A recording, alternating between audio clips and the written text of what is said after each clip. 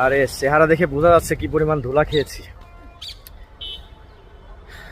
এই যে minimum 40 kilometre রাস্তা জ্যাম ঠেলে আসছি, আর এই সিরাজগঞ্জের এই পাশে যে ধুলা,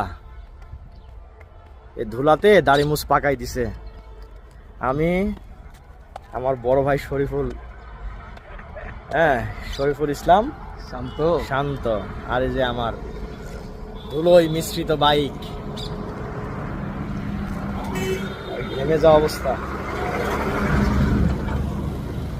যা হোক, খুবই বাজে অবস্থা।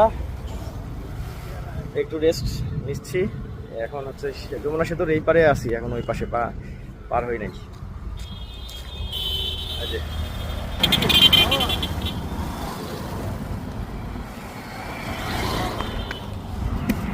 বাইকাররা সব জ্যাম ঠেলে